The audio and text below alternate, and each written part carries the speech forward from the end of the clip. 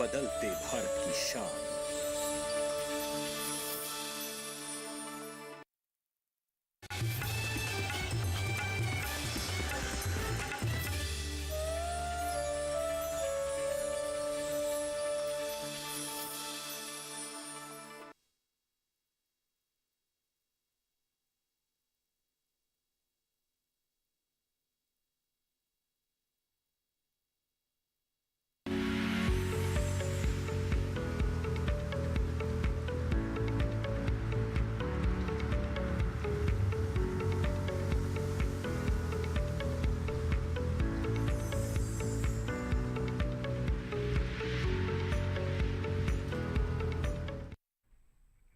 नमस्कार, स्वागत है आपका हेलो किसान में। आपके साथ मैं हूं अंटू सिंह। हेलो किसान एक लाइव फोन इन कार्यक्रम है जिसके माध्यम से हम आप तक पहुंचाते हैं कृषि जगत से संबंधित विभिन्न नई जानकारियां।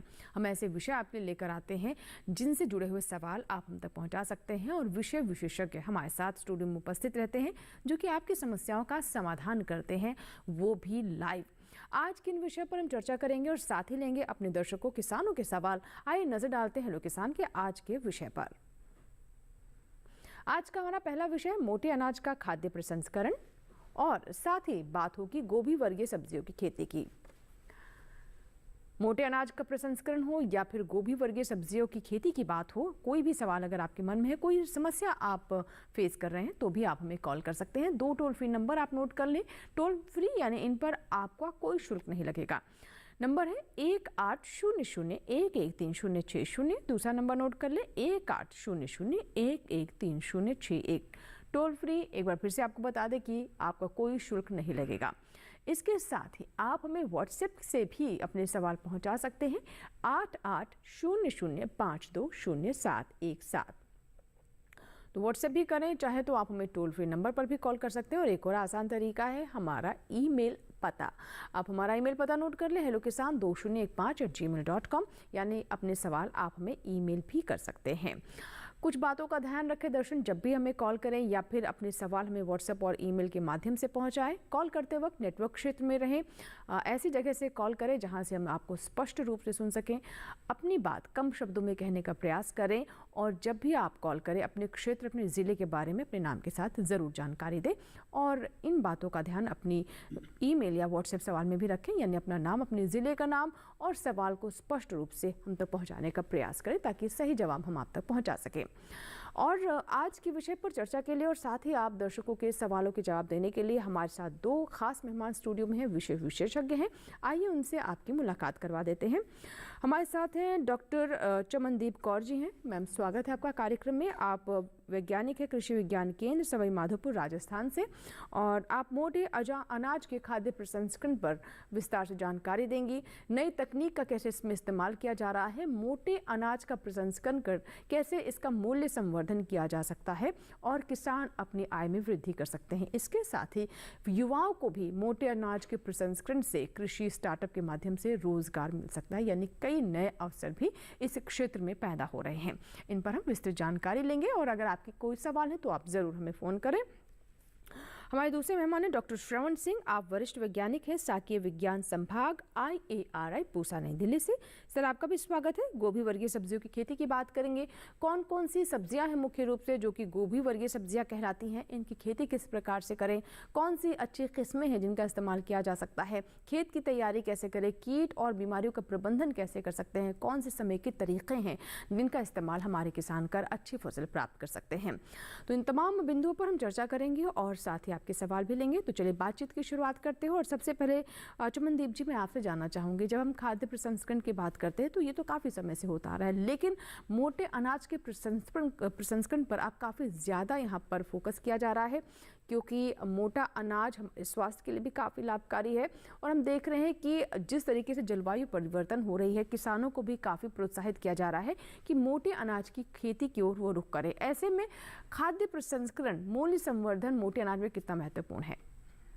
देखिए, खाद्य प्रसंस्करण जो मेन जो मुख्य कारण है उसका वो ये है कि न्यूट्रिशन वैल्यू भी इंक्रीज़ होती है पर्टिकुलर फैमिली की और पर्टिकुलर अगर हम एरिया की बात करते हैं, साथ साथ ही इकोनॉमिकली भी काफ़ी बेनिफिशियल हैं और साथ में किसानों के लिए भी ये काफ़ी बेनिफिट साबित हुए हैं, क्योंकि इसकी जो कॉस्ट है वो बहुत इरिगेशन फैसिलिटी भी बहुत लो, पानी का बहुत कम ज़रूरत है। साथ ही साथ में उससे अगर हम एंटरप्रेन्योर से अगर हम जोड़ते हैं तो भारत सरकार और राज्य सरकार की काफ़ी स्कीम्स हैं जिसको कि बहुत ज़्यादा एम्फेसिस किया गया है कि वो मिलेट से रिलेटेड जो प्रोडक्ट्स हैं उनको ज़्यादा से ज़्यादा उसको चालू करे लेना, जिससे कि न्यूट्रिशन भी बढ़े और साथ के साथ इकोनॉमिकल वायबिलिटी भी इंक्रीज़ हो। जी। तो ये तो आर्थिक दृष्टि से भी मोटे अनाज यानी श्री अन्न मिलेट्स का काफ़ी महत्व है और इसके अलावा ये हमारे पोषण सुरक्षा को भी सुनिश्चित करने में कारगर है। आयरन का अच्छा सोर्स मिलता है इससे, इसके अलावा कैल्शियम है और भी कई सारे ऐसे अनाज मोटे अनाज में जिन्हें आप स्वास्थ्य की दृष्टि से काफ़ी बेहतर पाते हैं। बातचीत को आगे बढ़ाएं, आपके सवाल लें और आज के दूसरे विषय पर चर्चा करें। उससे पहले मोटे अनाज के प्रसंस्करण से जुड़ी देखिए हमारी पहले रिपोर्ट।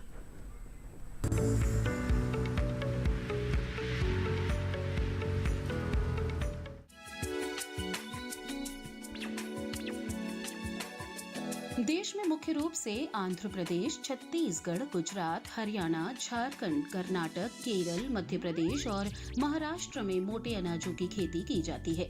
इनके अलावा ओडिशा, पंजाब, राजस्थान, तमिलनाडु, तेलंगाना, उत्तराखंड, उत्तर प्रदेश और पश्चिम बंगाल में भी मोटे अनाज उगाए जाते हैं। अंतर्राष्ट्रीय स्तर पर मोटे अनाजों और इनसे बनने वाले खाद्य उत्पादों की मांग तेजी से बढ़ रही है।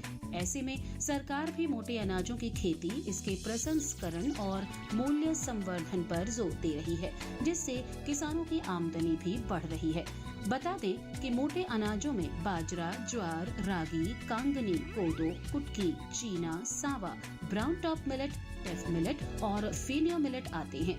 मोटे अनाजों का प्रसंस्करण कर कई तरह के उत्पाद बनाकर आप अच्छा मुनाफा कमा सकते हैं। ज्वार से चॉकलेट, मफिन्स, पानी पूरी, बर्फी और समोसा बना सकते हैं, तो बाजरे से मुठिया, लड्डू और रागी से बालूशाही और पकौड़ी बनाई जा सकती है। मोटे अनाज से अलग अलग उत्पाद बनाने के लिए आप नई नई तकनीकों का इस्तेमाल कर सकते हैं। शुरू में व्यवसाय की शुरुआत छोटे स्तर पर करने के बाद बाजार मांग के हिसाब से व्यवसाय का विस्तार भी कर सकते हैं।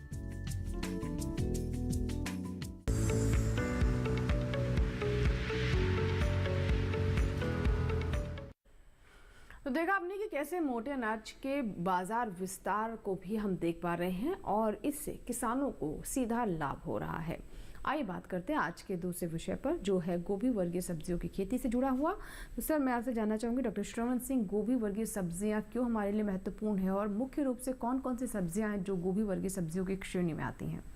हाँ, देखिए शीतकालीन समय में मुख्यतः जो सब्जियों की बात करते हैं तो गोभी वर्गीय सब्जियां महत्वपूर्ण स्थान रखती हैं। इनमें खासकर हमारे स्वास्थ्य के लिए, जो अभी हम मोटे अनाज की बात कर रहे थे, इन सब्जियों में भी ऐसे तत्व होते हैं जो कैंसर जैसी बीमारियों के लिए भी रोधी का कार्य करते हैं, जैसे ग्लूकोसिनोलेट्स एक तत्व होता है। खासकर ब्रोकली में हम काफ़ी चर्चा में वो रहती है। ब्रोकली काफ़ी रिच भी है न्यूट्रिएंट्स के मामले में। साथ ही साथ इसमें विटामिन सी, विटामिन ए और जो मिनरल्स की बात कर रहे थे मोटे अनाज में, वो इन सब्जियों में भी प्रचुर मात्रा में रहते हैं।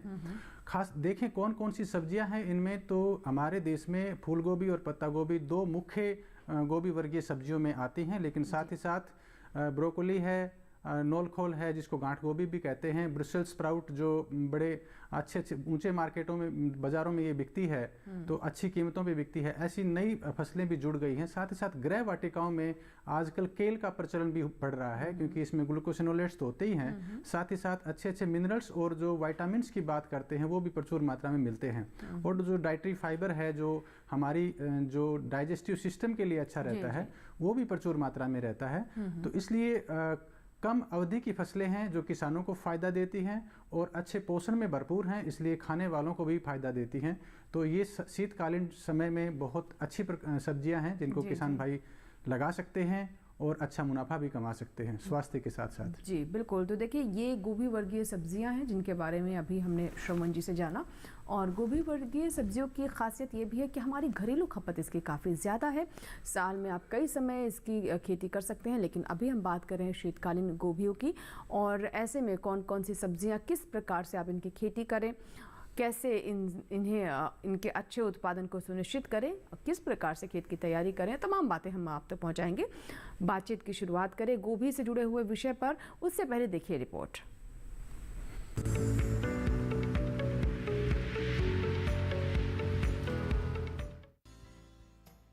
गोभी वर्गीय सब्जियों में फूल गोभी, बंद गोभी, गांठ गोभी और ब्रोकली शामिल हैं। गोभी वर्गीय सब्जियों की खेती के लिए ठंडी, नम जलवायु की जरूरत होती है। ज्यादा तापमान होने पर गोभी वर्गीय सब्जियों की फसलों की गुणवत्ता खराब हो जाती है। गोभी वर्गीय सब्जियों की खेती हर तरीके की मिट्टी में की जा सकती है, लेकिन बलुई दोमट मिट्टी इनकी खेती के लिए अच्छी मानी जाती है। जिन किसानों ने इस समय फूल गोभी और गांठ गोभी लगा रखी है, वो पछेती फूल गोभी में 40 किलोग्राम नाइट्रोजन, गांठ गोभी में 34 किलो नाइट्रोजन की प्रथम टॉप ड्रेसिंग रोपाई के 20 से 25 दिनों बाद और इतनी ही मात्रा की दूसरी टॉप ड्रेसिंग रोपाई के 45 से 50 दिनों बाद करें। वहीं बंद गोभी में खरपतवार नाशी पेंडीमेथिलीन या वासलिन का छिड़काव रोपाई से 1-2 दिनों पहले करें और इसके बाद तुरंत हल्की सिंचाई करें। दवा का इस्तेमाल कृषि विशेषज्ञ की सलाह से करना बेहतर रहता है। फसल बढ़वार के समय पूरी नमी बनाए रखें और जरूरत के अनुसार समय समय पर सिंचाई जरूर करें। आमतौर पर गोभी वर्गीय फसलों में जड़ों के पास मिट्टी चढ़ाना फायदेमंद रहता है। ब्रोकली की बात करें तो ब्रोकली की खेती फूल गोभी की तरह ही की जाती है। इसकी पौध भी फूल गोभी की तरह दिखती है, लेकिन फूल गोभी के एक पौधे से एक ही फूल मिलता है, जबकि ब्रोकली के पौधे से मुख्य गुच्छा काटने के बाद भी अलग शाखाएं निकलती हैं और बाद में इनसे भी छोटे छोटे फूल मिलते हैं। 1 हेक्टेयर में बुआई के लिए ब्रोकली के 400 से 500 ग्राम बीज काफी रहते हैं। अच्छी फसल के लिए बुआई के तुरंत बाद सिंचाई करें। इसके बाद हर 7 से 10 दिन के अंतराल पर सिंचाई करें। खरपतवार नियंत्रण के लिए 2 बार निराई करें।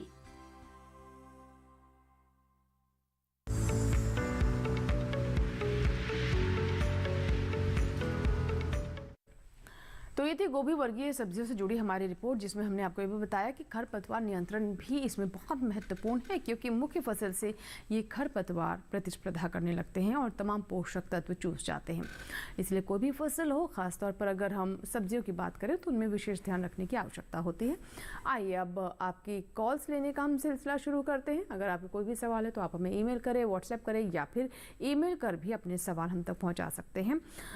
मोटे अनाज पर बात कर लेते हैं। अब तो मैं सबसे पहले आपसे चमनदीप जी जानना चाहूँगी, जैसा कि आपने बताया कि कई तरह के अवसर मोटे अनाज में आज के दौर में देखने को मिल रहे हैं।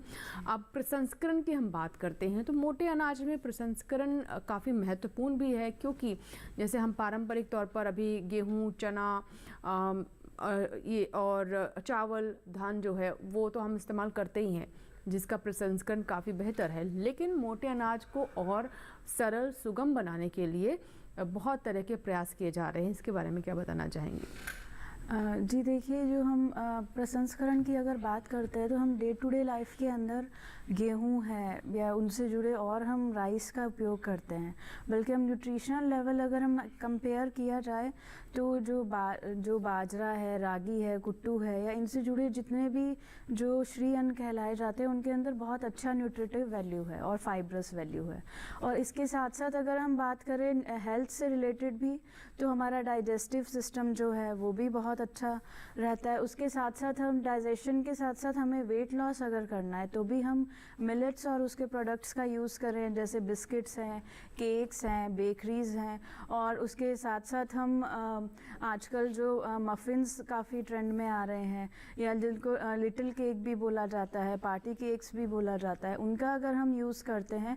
उसके साथ साथ आजकल जो न्यू ट्रेंड में समोसे, कचौरियाँ हैं, वो भी इन मिलेट्स के आटे से भी बनना स्टार्ट हो गई हैं। ये है कि अब अगर हम रेगुलरली अपनी डे टू डे लाइफ के अंदर मिलेट्स का उपयोग करते हैं तो वो प्रोसेसिंग में एक तो हमें न्यूट्रिशन लेवल हमारा अच्छा करेंगे, प्लस अगर हम उसको इकोनॉमिक बेसिस पे देखें तो उसके रेट्स भी काफ़ी हाई होते हैं, जिससे कि हमें इकोनॉमिकली काफ़ी फ़ायदा होता है। जी हाँ, एक और कॉलर है सर, मैम ले लेते हैं। नंद स्वरूप मिश्रा है, उत्तर प्रदेश के बाराबंकी से, इन्होंने हमें फ़ोन किया है। नंद स्वरूप जी, स्वागत है आपका हेलो किसान में। बताइए क्या प्रश्न है? हेलो हेलो जी, नमस्कार नंद स्वरूप जी, सवाल बताएं। नमस्ते। मैं जानना ये चाहता हूँ कि गोभी की खेती करने के लिए मिट्टी का पीएच मान क्या होना चाहिए और गोभी की फसल में और अन्य सब्जियों का खेती किस प्रकार से कर सकते हैं जिससे अधिक आय कमा सकें? बिल्कुल, तो पीएच मान क्या होना चाहिए गोभी की फसल में? तो श्रवण जी, मिट्टी का पीएच मान क्या रहना चाहिए और जो अन्य पोषक तत्वों के बारे में भी ये जानना चाहते हैं। हाँ, देखिए, ये किसान भाइयों के लिए भारत सरकार की एक जो स्कीम चल रही है मिट्टी की जांच, मृदा स्वास्थ्य कार्ड, मृदा स्वास्थ्य कार्ड, वो आप जरूर बनवाएं। यदि किसी भाई ने नहीं बनवा रखा, किसी किसान भाई ने, तो वो जरूर बनवाइए। उसमें सबसे महत्वपूर्ण एक मानक निकल के आता है पीएच मान। तो ये अलग अलग सब्जियों के लिए, अलग अलग फसलों के लिए थोड़ा सा वेरी कर जाता है। तो जैसे गोभी वाली सब्जियां हैं, इनमें जो पोषक तत्वों की मांग और जो उनकी अवेलेबिलिटी देखते हैं, तो जो 6 के आसपास, 6 से 6.5 के आसपास का जो पीएच है वो उत्तम होता है। लेकिन साथ ही साथ जिन मिट्टियों का पीएच मान थोड़ा सा ज़्यादा भी है, 7 तक भी है, वहाँ पर भी इनकी खेती की जा सकती है। लेकिन बहुत ज़्यादा कम हो जाता है, जिन मिट्टी में 5.5 से कम है, वहाँ एक बीमारी आने लग जाती है इसमें। और यदि वो 7.5 के ऊपर जाता है तो एक बोरोन की तत्वों की, ऐसी कुछ तत्वों की उपलब्धता कम हो जाती है। तो इसलिए इस बात का विशेष ध्यान रखें कि आपकी मिट्टी का पीएच यदि 6.5 के आसपास है, 6 से 6.5, तो वो गोभी वाली सब्जियों के लिए उत्तम है। और यदि कम है या ज्यादा है तो उसको सुधार की आवश्यकता है। और सर, आमतौर पर हम देखते हैं कि 6.5-7 ही पीएच जो एक बेहतर स्थिति होती है, एक लेवल होता है सब्जियों की। उससे जो पीएच मान है उसमें ज्यादातर पोषक तत्व जो फसलों को चाहिए होते हैं उनकी उपलब्धता ज्यादा होती है, इसलिए ये पीएच मान ज्यादातर फसलों के लिए उत्तम है। इसका विशेष आप ध्यान रखें। अच्छा, दूसरा इनका सवाल था कि पोषक तत्वों की पूर्ति किस प्रकार से करें अगर आप गोभी वर्गीय सब्जियां लेते हैं। देखिए, पोषक तत्व जैसे गोभी वाली सब्जियां जो होती हैं ये कम अवधि की होती हैं, लेकिन इनकी जो वृद्धि देखें वो बहुत फास्ट होती है। लगभग 60-70 दिन में इनको लगभग 2 किलो का अपना भार बनाना होता है। तो उसमें इनकी पोषक तत्वों की मांग भी बहुत ज़्यादा होती है। तो इसके लिए सलाह ये दी जाती है किसान भाइयों को, जब खेत की आप तैयारी करते हैं, शुरुआती जब जुताई करते हैं, तो उसमें लगभग 25 से 30 टन सड़ी हुई गोबर की खाद जरूर डालें। और उसके बाद में जो अंतिम जुताई करते हैं, जिसमें मेड़ियां बनाने की हम सलाह देते हैं, उस समय आप अपने जो फर्टिलाइजर्स हैं उनका इस्तेमाल करें। और कोई किसान भाई यदि ऑर्गेनिक खेती करते हैं तो वो वर्मी कंपोस्ट जरूर डालें, लगभग 3 टन प्रति हेक्टेयर के हिसाब से उसमें डाल सकते हैं। तो वो उसके पोषक तत्वों की जरूरत काफी हद तक पूरी करेगी। फिर फसल के अंदर, खड़ी फसल में भी एक बार पोषक तत्व देने होते हैं। तो ये 2-3 तरीके करने से फसल का प्रबंधन हो जाता है। लेकिन आपने एक प्रश्न और पूछा था कि विविधीकरण के बारे में। जी। देखिए, गोभी वाली जो सब्जियां हैं उनमें जो अवधि है वो लगभग 65 दिन की होती है। शुरुआती अवस्था में जो वृद्धि है वो धीरे होती है 1 महीने तक। उस समय पत्ते वाली सब्जियों की एक फसल ले सकते हैं, जैसे पालक है या फिर जो दूसरी सब्जियां हैं जैसे धनिया है, ऐसी कुछ सब्जियां आप नालियों के ऊपर लगा सकते हैं साथ में, या मूली भी लगा सकते हैं। और जैसे उस लंबे अवधि की फसलें हैं वो बीच में भी लगा सकते हैं, जैसे बैंगन है या टमाटर है, मिर्ची है, इनको भी आप लगा सकते हैं। गोभी कटने के बाद वो फसलें आपकी लंबे समय के लिए चल जाएंगी। इससे पर यूनिट ज्यादा पैदावार इसमें ले सकते हैं, फायदा भी ले सकते हैं। बिल्कुल, तो पर यूनिट आप ज्यादा पैदावार ले सकते हैं। और जैसा कि सर आपने भी बताया कि इन सब्जियों को काफी पोषण की आवश्यकता होती है, तो अच्छी रिच मिट्टी हो और खरपतवार का नियंत्रण प्रबंधन बहुत महत्वपूर्ण हो जाता है। इस पर मैं और विस्तार से आपसे बात करूंगी, लेकिन उससे पहले हमारे लिए वक्त हुआ एक छोटे से ब्रेक का। ब्रेक के बाद जब वापस आएंगे तो आपकी कॉल तो लेंगे ही, कुछ व्हाट्सएप सवाल भी आए हैं, उन्हें भी हम कार्यक्रम में शामिल करेंगे। आप कहीं मत जाइएगा, देखते रहे हेलो किसान। आज हम बात करें मोटे अनाज के प्रसंस्करण की और साथ ही गोभी वर्गीय सब्जियों की खेती पर।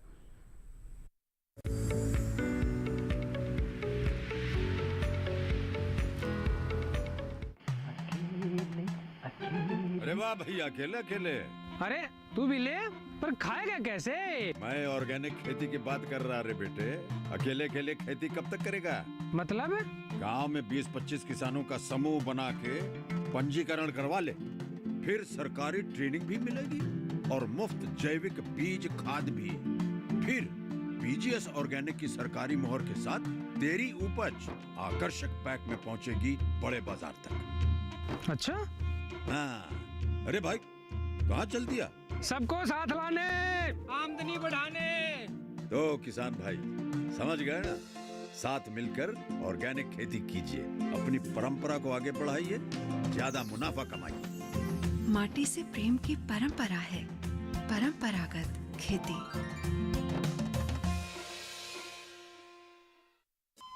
अरे सुन तो, मुझे क्या सुनाना चाहते हो? जो सुनाओ मेरी सौतन को। किसको? अरे वही तुम्हारा मोबाइल फोन जिससे सुबह शाम दिन रात चिपके रहते थे और कहते थे किसान कॉल सेंटर से बातें हो रही हैं। अच्छा ये बात है। हाँ क्यों, क्या हुआ? अब बात नहीं होती क्या? अब तो झट से बात हो जाती है। ऐसा क्या? हाँ, अब तो ज्यादा लाइनें और खास तकनीक के कारण खेती के माहिरों से तुरंत बात हो जाती है। और अगर कभी लाइन व्यस्त हो तो अपनी समस्या फोन पर रिकॉर्ड करा दो, वहाँ से फोन आ जाता है और समस्या की हल का मैसेज भी आ जाता है। ये देखो आ गया। अरे वाह, इसका मतलब इंतजार की घड़ी अब खत्म। हाँ। तभी मैं सोचूं कि आजकल मुझ पर इतना प्यार क्यों आ रहा है। कृषि संबंधी समस्याओं का अपनी भाषा में तुरंत हल पाने के लिए पूरे भारत में किसी भी फोन से हेल्पलाइन नंबर पर संपर्क करें। किसानों का दोस्त किसान कॉल सेंटर।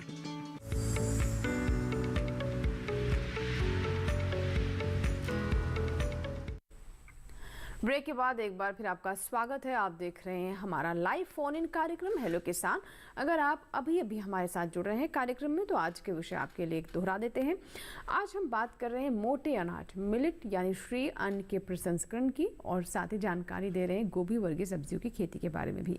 अगर आपके कोई सवाल है, कोई समस्या है, कोई समाधान चाहते हैं, कोई जानकारी प्राप्त करना चाहते हैं तो हमारे विशेषज्ञ स्टूडियो में उपस्थित हैं। आप हमें कॉल कीजिए, हमारे टोल फ्री नंबर पर व्हाट्सएप भी कर सकते हैं और अपने सवाल ईमेल भी कर सकते हैं। तीनों ऑप्शन आप टेलीविजन स्क्रीन पर देख सकते हैं जो कि हम साथ साथ आपके लिए फ्लैश कर रहे हैं। और कुछ हमारे पास यहाँ पर सवाल आए हैं। आइए दर्शकों के व्हाट्सएप सवाल ले लेते हैं। और हमारे दर्शक हैं ये राजेश कुमार राजस्थान से और ये जानना चाहते हैं फूल गोभी की जैविक खेती में क्या नैनो डीएपी या नैनो यूरिया जैसे उर्वरकों का इस्तेमाल किया जा सकता है? यदि हाँ तो किस डोज का प्रयोग करें? सर श्रवण जी। देखिए, जैविक खेती में किसी भी प्रकार के जो रासायनिक उर्वरक हैं या जो पेस्टिसाइड्स हैं, केमिकल्स हैं, उन सब का जो प्रयोग है वो प्रोहिबिटेड है, उसको अलाउड नहीं है। तो इसलिए इनका तो नहीं कर सकते। लेकिन जैसे मैं अभी बात कर रहा था कि हम क्यों देते हैं न्यूट्रिएंट्स या फर्टिलाइजर्स या इनके द्वारा पौधे की जो न्यूट्रिएंट्स हैं उनकी आवश्यकताओं को पूरी करने के लिए, तो उसके लिए दूसरे ऑप्शंस उपलब्ध हैं जैविक खेती में। जैसे शुरुआती अवस्था में देखें तो ग्रीन मैन्यूरिंग करते हैं जिससे हमारे खेत की जो पोषण क्षमता है वो बढ़ती है। उसके लिए कोई भी ढेंचा है या कोई ऐसी फसल जैसे जो लेग्यूम वेजिटेबल जो फसलें कहते हैं उनको फूल की अवस्था में मिट्टी में मिलाते हैं तो उससे पोषक तत्वों का मान बढ़ता है। साथ ही साथ जैसे सड़ी हुई गोबर की खाद मिलाते हैं लगभग 25 से 30 टन, तो उससे भी पोषक तत्वों का मान बढ़ता है। उसके बाद वर्मी कंपोस्ट ले सकते हैं या जो वर्मीवास है उसको ले सकते हैं। तो इनको करने से आपके पोषक तत्वों की ज़रूरतें वहाँ पूरी हो जाती हैं, तो आपको कोई केमिकल फर्टिलाइजर्स लेने की ज़रूरत नहीं पड़ती है और वो अलाउड भी नहीं होता है क्योंकि वो आपको सर्टिफिकेशन सिस्टम में सब उसमें चाहिए होता है कि आप कोई केमिकल या कोई फर्टिलाइज़र ऐसा यूज़ नहीं करेंगे। जी बिल्कुल। और एक कॉलर है हमारे साथ जिन्होंने हमें फ़ोन किया है, विपिन है सागर मध्य प्रदेश से फ़ोन लाइन पर। विपिन जी स्वागत है आपका हेलो किसान में। बताइए क्या प्रश्न है? हेलो मैम, नमस्ते। नमस्कार मैम मेरा सवाल डॉक्टर साहब सर से मैं जानना चाह रहा था कि सर गोभी में आजकल देखा जाता है कि बहुत सारे गोभी के पेड़ वृक्ष अच्छे दिखने में लगते हैं लेकिन सर में फूल ही नहीं आता है। दूर से देखने में लगेगा कि फसल बढ़िया है लेकिन बहुत सारे ऐसे पेड़ होते हैं जिनमें फल मतलब फूल आते ही नहीं। फूल कम आते हैं या छोटे आते हैं? ठीक है सर। हाँ देखिए विपिन जी, आपने जो बताई ये समस्या हमने शायद पिछली बार भी बात की थी जी। इसमें क्या रहता है कि जो अगेती समूह की फसलें हैं उसको यदि सही समय पे लगाते हैं तो उसमें तो सही समय पे फूल आ जाते हैं, लेकिन पछेती समूह की यदि फसलें गलती से हम अगेती समूह में लगा देते हैं तो उसमें जो फूल आते हैं वो बहुत देर से आते हैं जी। जैसे कहा जाता है कि 70-75 दिन में आ जाने चाहिए, 65 दिन में वो नहीं होता, वो लगभग 120-130 दिन के आसपास लेते हैं। ऐसा क्यों होता है? क्योंकि हर फूल गोभी की किस्म के हिसाब से उसकी तापमान की आवश्यकता होती है फूल बनाने के लिए। जैसे हम बार बार कहते हैं कि गोभी के 4 समूह हैं और उसमें जो चौथा समूह है उसको बहुत ठंडा चाहिए, लगभग 10 से 16 डिग्री का तापमान है वो चाहिए लंबे समय के लिए, लगभग 15-20 दिन के लिए, जिससे फिर फूल बनने की प्रक्रिया शुरू होती है उसमें। यदि किसी क्षेत्र में वो तापमान नहीं मिलता है तो वो बढ़वार करता रहेगा, उसमें फूल नहीं आएंगे। इसलिए आपका जो मध्य प्रदेश की आप बात करते हैं, कहीं गलती से आपने कोई स्नोबॉल किस्म की या कोई ऐसी किस्म तो नहीं ले ली है जिसका तापमान बहुत कम चाहिए, तो उसमें फूल आएंगे वो फरवरी के महीने में आते हैं, जनवरी की ठंडक लेने के बाद में। तो ये एक वजह हो सकती है।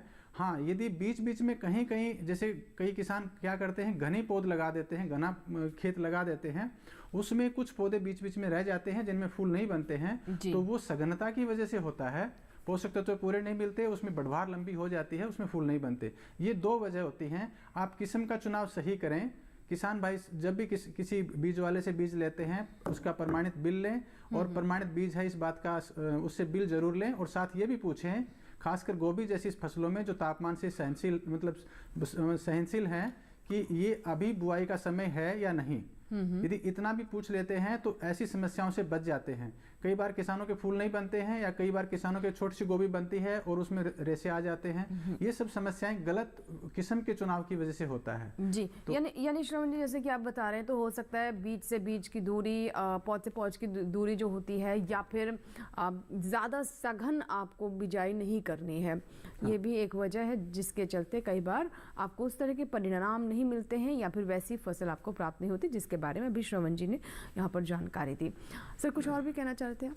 हाँ, नहीं, मैं इतना ही किसान भाइयों से कहूँगा कि किस्मों का चुनाव सही तरीके से करें। यदि वो पछेती है तो उसको लगाने का जो समय है वो अक्टूबर और नवंबर महीने में बुआई की जाती है, नवंबर और दिसंबर महीने में उसकी रोपाई की जाती है, वो फरवरी मार्च में तैयार होती है, उससे पहले वो तैयार नहीं होगी। यदि किसी भाई गलती से, किसी किसान भाई ने उसको वैसी किस्म को जुलाई अगस्त में भी बुआई कर दी, तो वो बढ़वार करती रहेगी, उसमें फूल तभी आएगा जब फरवरी के महीने आएगा, क्योंकि जनवरी की ठंडक लेती है वो, 10 से 12 डिग्री सेल्सियस उसको तापमान मिलता है, 16 डिग्री, उसके बाद वो फूल बनाती है। यही एक कारण हो सकता है। जी। एक हमारे पास व्हाट्सएप सवाल आया हुआ है, अंकुर सहाय हैं ये हमारे दर्शक, जिन्होंने उत्तर प्रदेश से हमें ये सवाल भेजा है। मैम, सवाल मोटे अनाज से है, तो मोटे अनाज की खेती के बारे में जानना चाहते हैं। तो पहला इनका जो सवाल है वो ये है कि सर्दी के मौसम में कौन कौन से मोटे अनाज की खेती की जा सकती है, और किन किन मोटे अनाजों को बेचकर अधिक लाभ कमाया जा सकता है। मतलब इनके कहने का ये मतलब है कि कौन से मोटे अनाज जो ज़्यादा डिमांड में है, जिनकी खेती कर सकते हैं। जी देखिए, सबसे ज़्यादा जो मोटे अनाज हम डिमांड की बात कर रहे हैं तो बाजरा है, ज्वार है, कुट्टू है और रागी है। ये वो है, जैसे रागी की हम बात करते हैं और कुट्टू की हम बात करते हैं। कुट्टू का आटा हम नवरात्रि में सबसे ज़्यादा उसका उपयोग करते हैं, उसके बाद 9 दिन करते हैं, उसके बाद में हम उसको नहीं खाते हैं।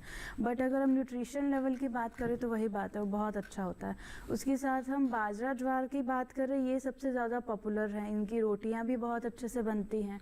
और नए जो हम बात करते हैं कि बिस्किट्स हैं, केक्स हैं, वो मल्टीनेशनल कंपनीज़ जो हैं वो बनाती हैं और बहुत महंगे दामों पर ये बाज़ारों में बिकते हैं। और अगर हम इनकी ट्रेनिंग से रिलेटेड अगर हम बात करते हैं तो उसके लिए कृषि विज्ञान केंद्र हर भारत के हर ज़िले के अंदर पाया जाता है। वहाँ पे एक होम साइंटिस्ट होती हैं जो इसकी प्रोसेसिंग पार्ट को देखती हैं।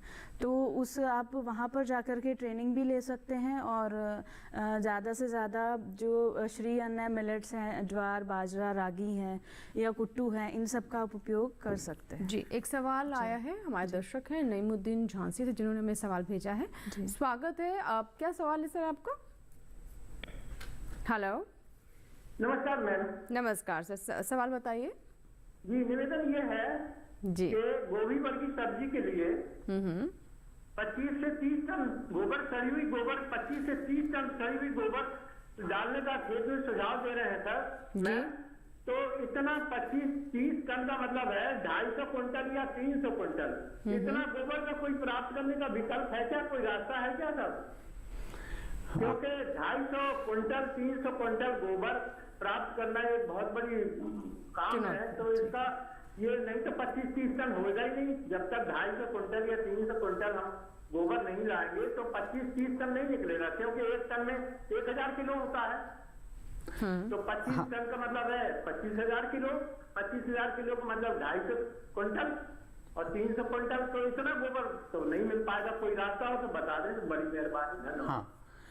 देखिए, आपने बहुत ही सही बात पूछी। आजकल ग्रामीण क्षेत्रों में भी ये समस्या आने लग गई है। पहले तो गोबर के ढेर लगे रहते थे, लोग पशु रखते थे, आजकल डेयरियों के आसपास मिलता है। दूसरी बात ये कि एक बात मैंने इसमें जोड़ना चाहूँगा कि जो आपकी 25 से 30 टन की जो रिक्वायरमेंट है वो 3 साल के लिए होती है। आप एक बार खेत में डालेंगे, 3 साल आपको नहीं डालना है। तो अपने खेत के हिस्से बना सकते हैं। जैसे 2-3 अलग अलग हिस्से बना लिए, इसमें एक बार डला दिया, फिर जो उसमें दोबारा नहीं डालना 3 साल तक, फिर दूसरे हिस्से में डालेंगे, फिर तीसरे हिस्से में डालेंगे। ये एक तरीका है जिससे आवश्यकता कम हो जाती है, एक खेत में चक्कर बन जाता है हर साल थोड़ा थोड़ा करके। अब रही बात की अवेलेबिलिटी की, तो देखिए जो गौशालाएं हैं या ऐसे जो हैं वहाँ से मिल जाता है अच्छी मात्रा में। और दूसरी बात इसका ऑप्शन क्या है दूसरा, जैसे गोभी की बात करें तो बहुत सारे अपशिष्ट निकलता है खेत से, क्योंकि हम छोटा सा फूल बाजार में बेचते हैं, बाकी सारा जो उसका वेस्ट है वो तो हमारे पास ही रहता है। तो किसान भाई उसकी वर्मी कंपोस्ट बना सकते हैं या उनको गड्ढों में डाल करके उसको डिकम्पोज करके उसकी खाद बना सकते हैं, या अपने खेत में दूसरी भी जो फसलें काटते हैं, जैसे चाहे वो धान की पुआल हो या जो कुछ भी हो, उसको सड़ा करके उसकी आप खाद बना सकते हैं। उससे आपके खेत से बाहर से भी कुछ नहीं जाएगा और बाहर भी कुछ नहीं जाएगा और अंदर भी कुछ आपको लाने की जरूरत नहीं पड़ेगी। आपकी जो कॉस्ट है कोई मटेरियल लाने की वो भी कम होगी और उसको जलाने की ऐसी जो समस्याएं हैं वो भी नहीं रहेंगी। तो ये वाली व्यवस्था आप कर सकते हैं, जो खेत से वेस्ट निकला उसको आप धन में बदलिए। तो ये एक तरीका है। दूसरा, जैसे मैंने बताया 3 साल में आपको इस्तेमाल करना है, तो दोनों करेंगे और आवश्यकता उतनी ही है 25 से 30 टन, क्योंकि वो 3 साल तक उसकी पूर्ति करता है और पोषक तत्व थोड़े कम रहते हैं, इसलिए उसकी फसल के हिसाब से ये रखा गया है। ये परीक्षणों के परिणाम हैं, इसके हिसाब से करना होता है। बिल्कुल, यानी वेस्ट टू वेल्थ जो हम कहते हैं कि जो बर्बाद है या अवशिष्ट है उससे कैसे आप लाभ ले सकते हैं। और सर, अब मैम मैं आपसे जानना चाहूँगी, अगर मोटे अनाज की बात करें तो अगर इसको प्रोत्साहित करने की दिशा में जो कदम उठाए गए हैं उनके बारे में समझना चाहें तो सरकार किस तरह से किसानों को सपोर्ट कर रही है, या फिर वो युवा जो प्रसंस्करण के क्षेत्र में अपना करियर बनाना चाहते हैं उनके लिए किस तरह के विकल्प हैं? जी देखिए, भारत सरकार ने ही ये प्रपोजल भेजा था कि 2023 को मिलेट ईयर घोषित कर दिया जाए, इंटरनेशनल मिलेट ईयर। और इसके पीछे जो मुख्य जो कारण था वो ये था कि मिलेट्स ऐसे हैं जो कि कहीं लुप्त हो गए हैं, बल्कि वो इम्पोर्टेंस बहुत अच्छी रखते हैं अपने आप में, न्यूट्रिशन वैल्यू भी अगर हम देखते हैं अगेन, और उसके साथ साथ इकोनॉमिकल फिजिबिलिटी भी बहुत अच्छी है, डाइटरी वैल्यूज़ भी बहुत अच्छी हैं। बट हम जो डेली मर्रा के जो गेहूँ है या मैदे से बनी हुई चीज़ें या राइस हम यूज़ करते हैं, उसके कंपैरिजन में मिलेट्स की न्यूट्रिटिव वैल्यू है, फाइबर्स हैं, बहुत अच्छी मात्रा में पाए जाते हैं, प्रोटीन है, कैल्शियम है। तो उसको ही एम्फेसिस करते हुए भारत सरकार ने स्कीम्स भी लॉन्च की हैं, जैसे जिसका नाम है PMFME स्कीम है, जिसके अंदर ट्रेनिंग्स भी दी जाती हैं, फिर उनको लोन्स भी दिया जाता है 35% सब्सिडी के ऊपर, जो कि अपने आप में बहुत अच्छा मायने रखता है। एक अगर आपको स्टार्टअप करना है 10 लाख तक पर वो 35% रिबेट देता है, जिसके अंदर फिर वो रूरल अगर हम बात करें, इसके अंदर मेन जो मोटिव है वो गवर्नमेंट का भी यही रहा है कि वो सिटी के जो इंडिविजुअल्स हैं वो तो मोटिवेट होते ही हैं, साथ में जो ग्रामीण के जो किसान हैं वो खेती के साथ साथ अगर वो ये सब बोते हैं, बाजरा है, ज्वार है या अन्य जो बुआई वो करते हैं, उसके साथ साथ वो इनकी प्रोसेसिंग यूनिट भी छोटे लेवल पर स्टार्ट कर सकते हैं, जिससे अच्छा अर्न कर सके। इसके लिए SHGs हैं, FPOs हैं, इनको भी पर मेंबर को at the rate of 40,000 rupees loan दिया जाता है, भले उसमें कितने भी मेंबर्स हों, जिससे कि वो अपनी प्रोसेसिंग यूनिट लगा सकें और अच्छे से ज़्यादा ग्रहण कर सकें। जी बिल्कुल, तो सरकार की तरफ से भी मोटे अनाज के प्रसंस्करण को, मिलेट के प्रसंस्करण को काफ़ी प्रोत्साहित किया जा रहा है और हमारे किसान और साथ ही युवा इन योजनाओं का लाभ ले सकते हैं। इसी के साथ ही हमारे लिए यहाँ पर वक्त हुआ एक और छोटे से ब्रेक। आप कहीं मत जाइएगा, देखते रहें लो किसान।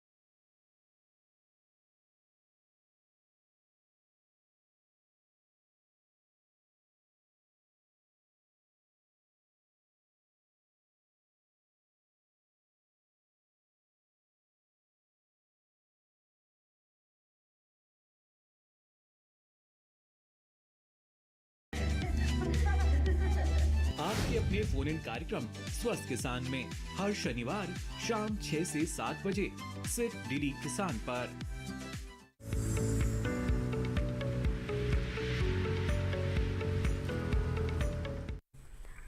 ब्रेक के बाद एक बार फिर आपका स्वागत है हेलो किसान में। एक बार फिर से आज के जो विषय हैं आप दर्शकों के लिए, किसानों के लिए हम यहाँ पर दोहरा देते हैं अगर आप अभी हमारे कार्यक्रम से जुड़ रहे हैं। आज हम बात करें गोभी वर्गीय सब्जियों की खेती के बारे में और साथ ही कैसे हमारे किसान मिलेट के प्रोसेसिंग से लाभ ले सकते हैं, यानी मोटे अनाज का खाद्य प्रसंस्करण। एक दर्शक हैं पंकज हैं जिन्होंने हमें झुंझुनू राजस्थान से कॉल किया है। आइए उनका प्रश्न ले लेते हैं। जी पंकज जी, स्वागत है हेलो किसान में, प्रश्न बताएं। जी मैं कह रहा हूँ गोभी की फसल के लिए तापमान कितना जरूरी है? तापमान, ठीक है। तापमान पर हमने पीछे बात भी की थी लेकिन एक बार फिर से दोहरा देते हैं सर, तापमान किस तरह का होना चाहिए? देखिए पंकज जी, जो फूल गोभी है उसके लिए तापमान के हिसाब से ही उसके 4 समूह बनाए गए हैं। वैसे देखें तो ये लगभग 5 से 25-30 डिग्री जो तापमान है, औसत तापमान है, उसमें इसकी खेती की जा सकती है। लेकिन हमारे भारत में इसके 4 समूह हैं। एक है अगेती समूह जो लगभग 20 से 30 डिग्री का जो तापमान है, औसत तापमान दिन और रात का जो मिला करके औसत तापमान निकालते हैं, उसमें इसकी खेती की जा सकती है। उसको हम अगेती समूह कहते हैं। उसकी बुआई मई और जून के महीने में होती है और उसकी जो कटाई है वो अक्टूबर के महीने में होती है। और जो दूसरा समूह है वो मध्य अगेती है, उसको हम अगस्त की शुरुआत में बोते हैं और उसके लिए जो तापमान है वो 15 से 20 डिग्री सेल्सियस का तापमान होता है, औसत तापमान, इसके फूल के बनने के लिए। जो तीसरा समूह है उसको हम मध्य पछेती कहते हैं, जिसकी हम सितंबर के महीने में बुआई करते हैं और उसके लिए जो औसत तापमान है वो 10 से 16 डिग्री का औसत तापमान चाहिए होता है। एक उचित बढ़वार के बाद, लगभग 45-50 दिन की बढ़वार होने के बाद ये तापमान चाहिए होता है ताकि वो फूल अच्छे से बन सके उसमें। जो तीसरा समूह है वो पछेती समूह होता है, उसको हम स्नोबॉल समूह भी कहते हैं हमारे यहाँ, और उसका जो औसत तापमान है वो 10 से 16 डिग्री सेल्सियस तापमान है। और इसकी जो परिपक्वता का समय है वो फरवरी और मार्च का महीना होता है, क्योंकि हमारे उत्तर भारत में दिसंबर के अंत और जनवरी के महीने में ये तापमान गोभी को मिलता है। तो ये मिलने के बाद वो अपना फूल बनाना शुरू करती है और लगभग मार्च के महीने में या फरवरी के अंत में कटाई के लिए उचित रहती है। तो इसलिए आपको आपके क्षेत्र में आपको कब कौन सी गोभी उगानी है, ये अलग अलग तापमान के लिए अलग अलग समूह हैं। तो इनका जरूर ध्यान रखें कि कौन से समूह की फसल किस्म है और आपको कब उगानी है। तो इस दोनों का तालमेल होना जरूरी है, नहीं तो उसमें विकार आ जाते हैं। या तो थोड़ा गलत कर दिया तो या तो फूल बहुत छोटे रह जाएंगे या बहुत देरी से फूल बनेंगे। इसलिए इस बात का थोड़ा विशेष ध्यान रखें। जी बिल्कुल, तो इस बात का विशेष ध्यान रखें किसान। और सर हम खरपतवार की बात कर रहे थे कि सब्जियों में खरपतवार का ध्यान रखना किसी भी फसल में बहुत महत्वपूर्ण होता है, तो किस तरह से इसका नियंत्रण करें? हाँ देखिए, खरपतवारों के लिए आपने बहुत अच्छे से पॉइंट उठाया ये कि यदि नॉर्मली देखते हैं तो जो यदि शुरुआती अवस्था में लगभग 1/3 जो उम्र होती है पौधे की शुरुआती अवस्था, उसमें खरपतवारों का नुकसान सबसे ज़्यादा देखने में मिलता है। यदि किसान भाई उस अवस्था में इसका ध्यान रख लेते हैं तो फिर आगे इसकी समस्या नहीं रहती, क्योंकि गोभी ज़मीन को ढक लेती है और खरपतवार नहीं आते हैं। लगभग 50-60% तक भी पैदावार कम हो जाती है यदि इसका खरपतवार का नियंत्रण ठीक से नहीं किया गया। इसको कैसे करें? देखिए, जो कमर्शियल खेती करते हैं किसान भाई, वो रोपाई से पहले जब खेत की अच्छे से तैयारी करते हैं, मेड़ियाँ बनाते हैं, उसके बाद में पेंडिमेथालिन का 2.5 लीटर प्रति हेक्टेयर के हिसाब से छिड़काव करते हैं। उससे लगभग 20-25 दिन तक उसके बाद में रोपाई करते हैं, दूसरे तीसरे दिन, और उससे 20-25 दिन जो शुरुआती अवस्था है उसमें खरपतवार नहीं आते हैं। लेकिन कई बार वो नहीं भी करते हैं किसान भाई, तो हाथ से गुड़ाई करके ही खरपतवार निकाले जाते हैं। तो 1 या 2 गुड़ाई करने की आवश्यकता होती है। उसके बाद जब पौधे बड़े हो जाते हैं तब कोई इसकी आवश्यकता नहीं पड़ती है। तो खेत पूरी तरह से स्वस्थ रहता है और अच्छी फसल उससे प्राप्त की जा सकती है। जी बिल्कुल, तो किस तरह से आप गोभी में भी खरपतवार नियंत्रण करें ये भी हमने जाना। अब डॉक्टर चमनदीप जी, मैं आपसे जानना चाहूँगी कि जैसे कि आपने बताया कि किस किस तरह की सब्सिडी किसानों के लिए या युवाओं के लिए उपलब्ध है। अब अगर कोई किसान अगर पहले से उसकी खेती भी है और साथ ही में कोई ऐसी यूनिट भी स्थापित करना चाहता है, तो उसके लिए किन किन बातों का ध्यान रखते हुए उसे आगे बढ़ना चाहिए? सबसे पहले उसको इस बात का ध्यान रखना चाहिए कि उसकी मार्केटिंग स्ट्रेटजी क्या होनी चाहिए। देखिए, लोन के लिए गवर्नमेंट की फैसिलिटी अवेलेबल है, पर उस मार्केट में वो प्रोडक्ट को बेचेगा कहाँ, इसके लिए उसको मार्केट सर्वे करना सबसे ज़्यादा इम्पॉर्टेंट हम बोल सकते हैं। जिसके लिए कि उसको जो लोकल लेवल मार्केट है उसके लिए उसको थोड़ा सा सर्च आउट करना पड़ेगा। प्लस जो रूरल है और जो अर्बन है, दोनों मार्केट्स में अपनी सेलिंग से रिलेटेड करना पड़ेगा। जिसकी क्योंकि हम मोस्टली ये सोच लेते हैं कि ये चीज़ें रूरल एरियाज़ में नहीं बिकेंगी, बट अगर हम प्रोसेसिंग यूनिट से रिलेटेड बात करते हैं और एक एंटरप्रेन्योर स्थापित करने से बात करते हैं, तो इसका साफ ये है कि बहुत ज़्यादा ज़रूरी हो जाता है कि हम रूरल एरियाज़ को भी फोकस करके अपने जो सप्लाई है प्रॉपर तरीके से वहाँ फोकस करें, क्योंकि कंज्यूमेबल वहाँ पर भी हैं। और सेकंड, और आजकल सोशल मीडिया बहुत अच्छा है, ऑनलाइन जो फैसिलिटी है, जो अमेज़न है या और भी साइट्स हैं, उसके बाद में इंस्टाग्राम पेजेस हैं, फेसबुक पेजेस हैं जो कि बहुत ज़्यादा सेलिंग को प्रमोट करते हैं, तो उन सब का भी सहारा लिया जाए और हर तरीके से फैक्टर्स में इन्वॉल्वमेंट करके ज़्यादा से ज़्यादा बेचा जाएगा। जी, दशरथ तिवारी एक दर्शक हैं, आइए इनका हम सवाल ले लेते हैं। जी दशरथ तिवारी जी, स्वागत है लोग के सामने, सवाल बताएं। Hello sir. जी नमस्कार।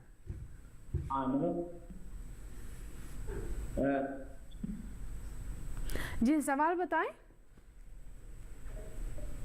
हेलो हेलो जी, सवाल बताएं अपना।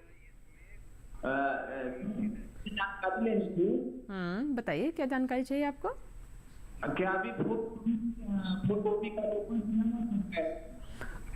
क्या अभी फूल गोभी की आप फसल ले सकते हैं, ये सवाल है आपका क्या? जी सर। देखिए, अभी जो ज़्यादातर जो किस्में हैं उनकी बुआई का समय निकल गया है, लेकिन अभी भारत में एक प्रचलन हो रखा है कि गर्मी की फूल गोभी, तो वो अभी किसान भाई दिसंबर के महीने में और जनवरी के महीने में उसकी बुआई करते हैं और उसके लगभग 30-35 दिन बाद में उसकी रोपाई करते हैं। और वो फूल गोभी है वो मई के महीने में, अप्रैल अंत और मई के महीने में पक के तैयार होती है। तो ऐसी कुछ किस्में उपलब्ध हैं जो प्राइवेट संस्थानों की उपलब्ध हैं भारत के कई क्षेत्रों में, खासकर जहां नदी नाले हैं, जहां थोड़ी नमी रहती है, उस क्षेत्रों में, चाहे वो बनारस का रीजन हो, चाहे वो उत्तर प्रदेश के कुछ क्षेत्र हों, इनमें तो जिस क्षेत्रों में नदी नालों की व्यवस्था है आसपास, उनमें तो इनकी खेती देखने को काफ़ी अच्छी मिलती है और उसका क्योंकि बाज़ार भाव ज़्यादा रहता है, तो इसलिए किसान भाई उनकी खेती करते हैं। तो आप उनकी कोई एक दो किस्म ऐसी ट्राई कर सकते हैं, किस्में उपलब्ध हैं, प्राइवेट सेक्टर में हैं, लेकिन ध्यान रखें कि कीड़े और बीमारियां बहुत ज़्यादा आती हैं। खासकर जो डायमंड बैक मोथ, जिसको हीरक पृष्ठ पतंगा कीट बोलते हैं, उसकी बहुत ज़्यादा इसमें इन्फेस्टेशन होती है और इसलिए दवाई भी ज़्यादा डालनी पड़ती है।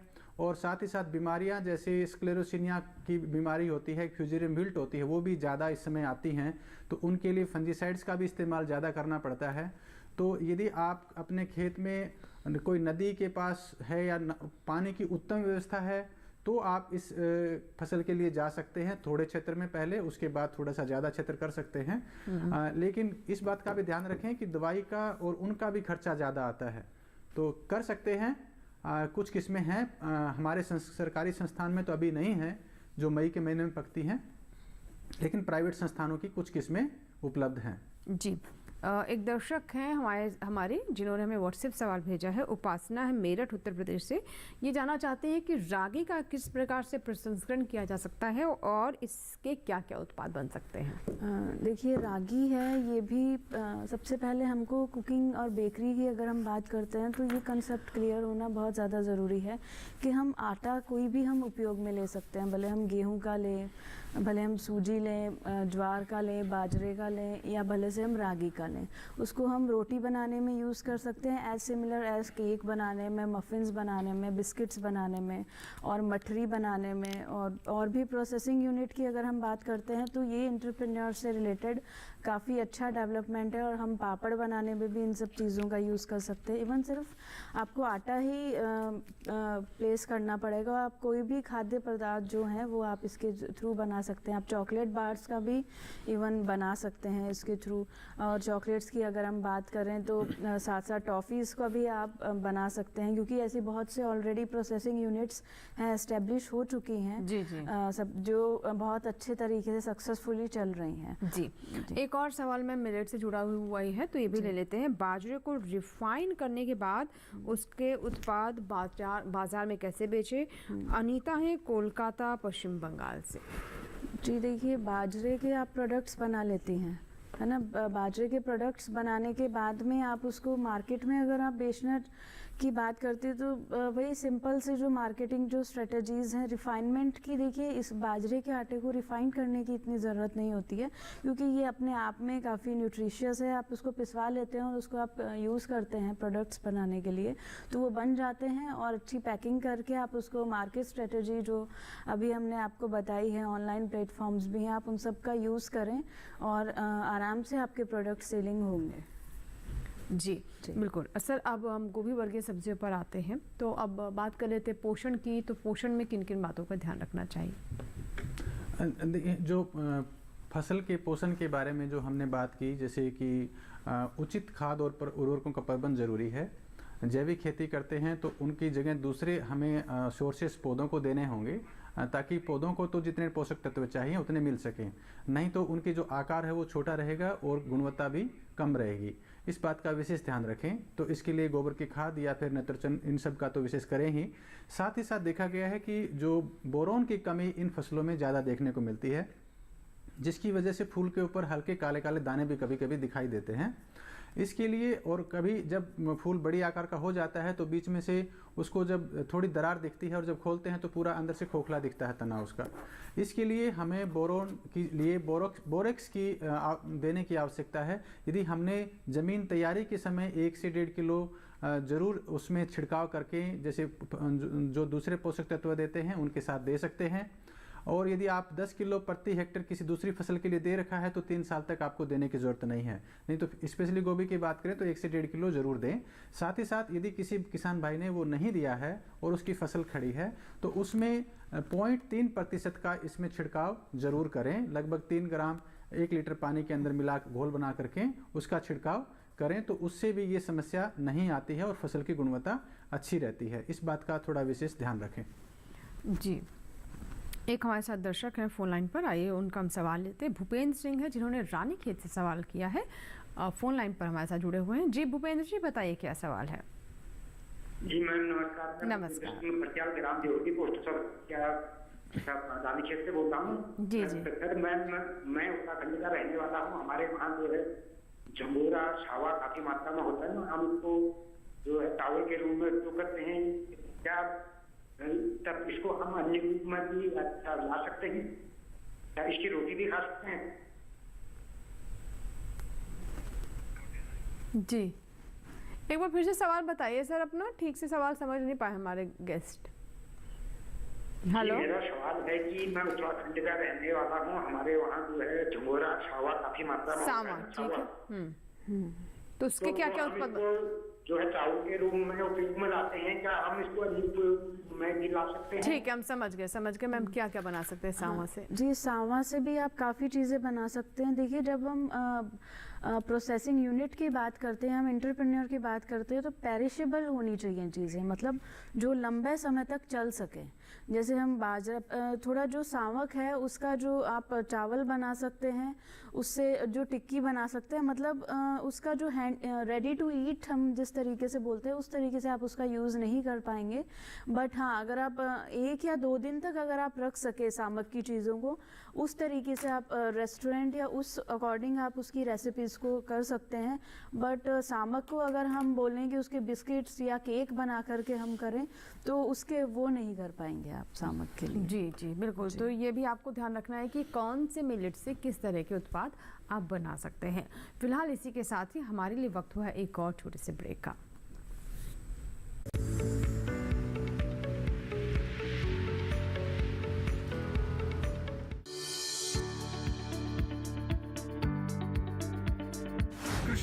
पशुपालन है एक दूसरे के पूरक। घर आंगन से लेकर व्यावसायिक फार्म तक, मुर्गी पालन से लेकर रेगिस्तान के जहाज तक। बीमारियों से अब पशुपालक ना हो परेशान। विशेषज्ञ करेंगे आपकी समस्या का समाधान। जुड़िए हमसे, पूछिए अपने सवाल। ईमेल के जरिए भी आप हमारे साथ जुड़ सकते हैं। हमारी ईमेल आईडी है ddkisanapc@gmail.com।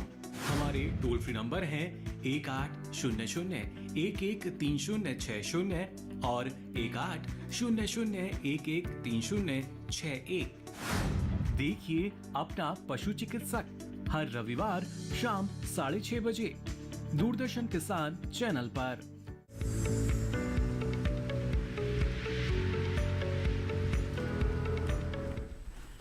ब्रेक के बाद एक बार फिर आपका स्वागत है। आप देख रहे हैं लोग किसान। कुछ व्हाट्सएप सवाल भी हमारे पास आए हैं, आइए उन्हें भी कार्यक्रम में शामिल कर लेते हैं और हमारे दर्शकों ने सवाल जो भेजे हैं उन पर बात करते हैं।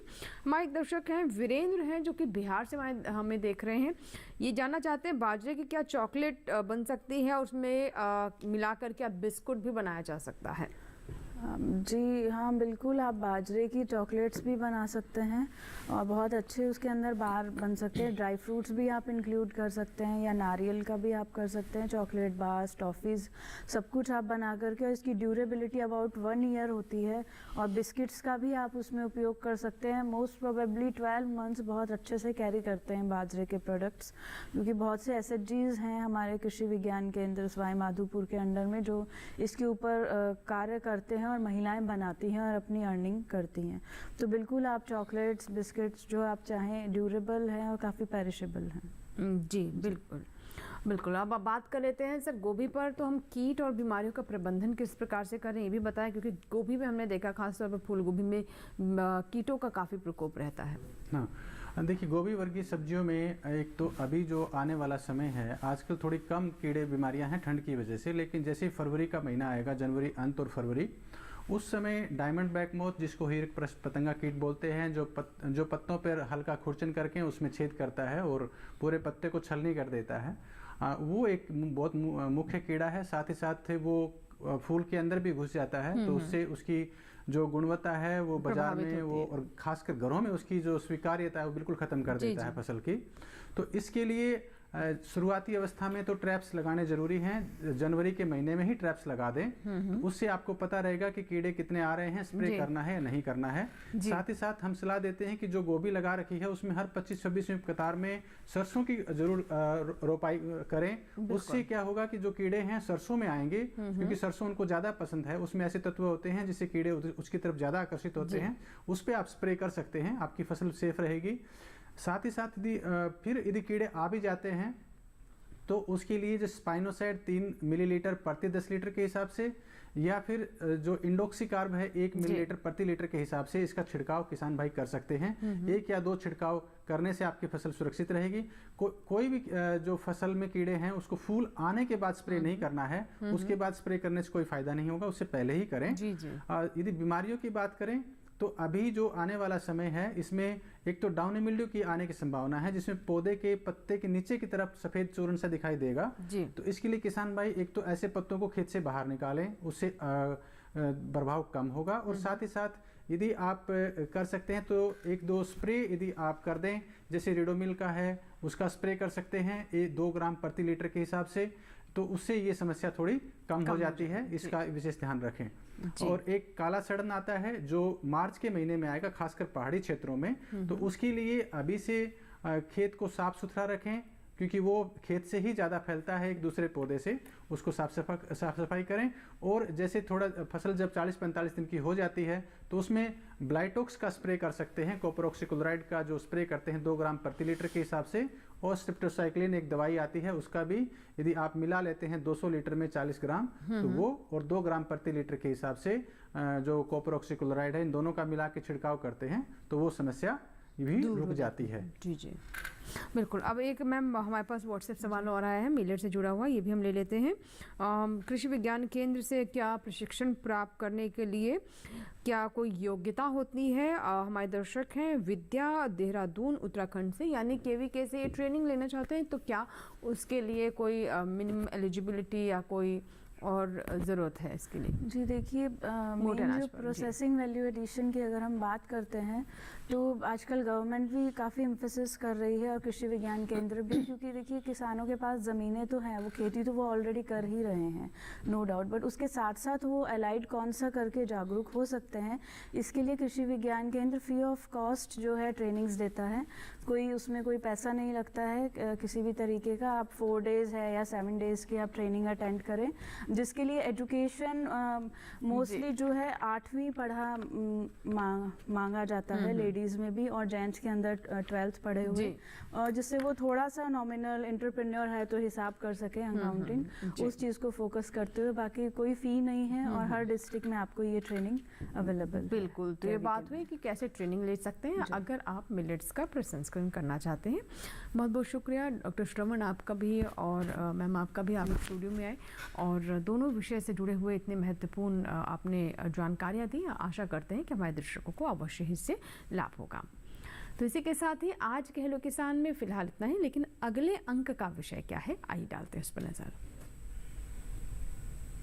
अगले अंक का हमारा विषय नींबू वर्गीय बागों की देखभाल, और साथ ही बात करेंगे आलू फसल में समसामयिक कार्य की। अगर आपके कोई भी सवाल है आज के विषय से जुड़े हुए तो आप हमें ईमेल कर पहले से सवाल बता सकते हैं hellokisan2015@gmail.com। इसके अलावा हमारे टोल फ्री नंबर पर भी आप कॉल सकते हैं, कॉल सेंटर नंबर पर भी कॉल कर सकते हैं। दोनों ही विकल्प आपके पास है, तो आप कॉल सेंटर नंबर नोट कर लें 1800-113060। सोमवार से शनिवार सुबह 6 बजे से रात 10 बजे के बीच कॉल करें, अपने सवाल हमारे कॉल सेंटर नंबर पर रिकॉर्ड करवाएं, जिन्हें हम कार्यक्रम में शामिल करेंगे।